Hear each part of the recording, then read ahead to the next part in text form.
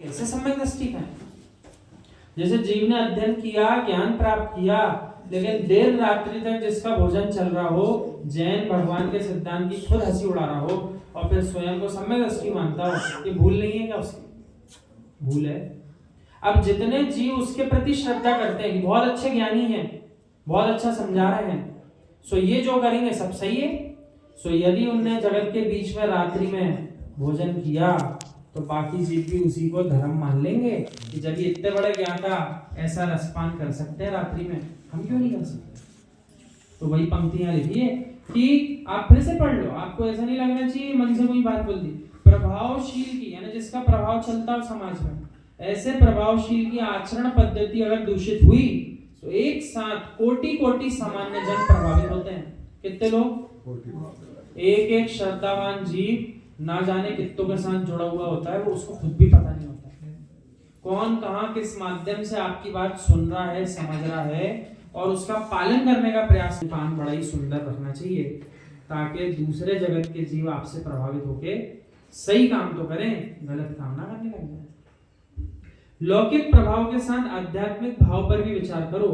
जो बाहरी प्रभाव को देखकर किसी व्यक्ति से प्रभावित होते हैं, उन्हें वर्तमान और भविष्य में पश्चाताप तो करना ही पड़ेगा, पर लोग भी नियम से उनका बिगड़ेगा।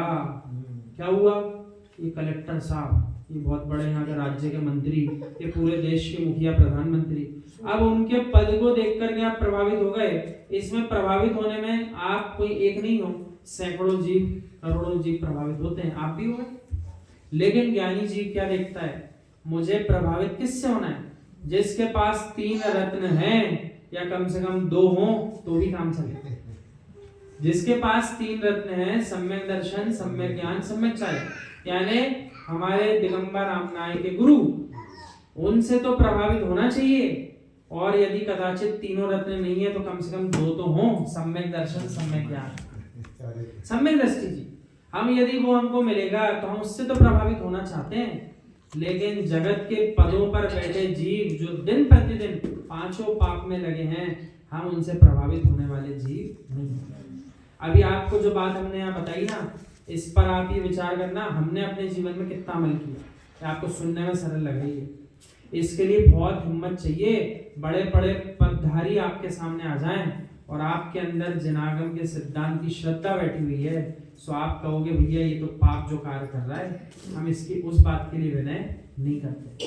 इसका पद महान हो सकता है लौकिक स्थिति में, सो वो हम मान रहे हैं कि बड़े पद पे बैठा है, लेकिन जनागम के अनुसार हम देखेंगे कौन से पद और कौन से गुण स्थान पर विराजित जीव है, कौन से पद पर विराजित। अब कोई कहे 6वें 7वें गुण स्थानवर्ती वीतरागी श्रमण है और आप कहो कि वो 4थे गुण स्थानवर्ती और पहले गुण स्थानवर्ती मिथ्या दृष्टियों की जो है विनय करें, तो कहां जम रही बात?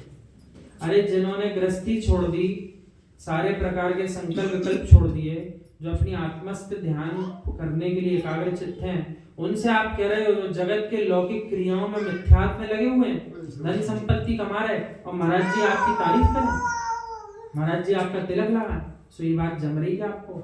नहीं जमती। इसलिए भावों की विशुद्धि के अनुसार जैसे जीव का जो गुण स्थान हो, उसको ऐसा विचार भी रखना चाहिए, हम कहीं किसी मिथ्या दृष्टि या भद्र मिथ्या दृष्टि जो सम्यक दृष्टि बन सकता है, कहीं हम उसका रास तिलक करने में तो अपना जीवन व्यतीत नहीं कर रहे।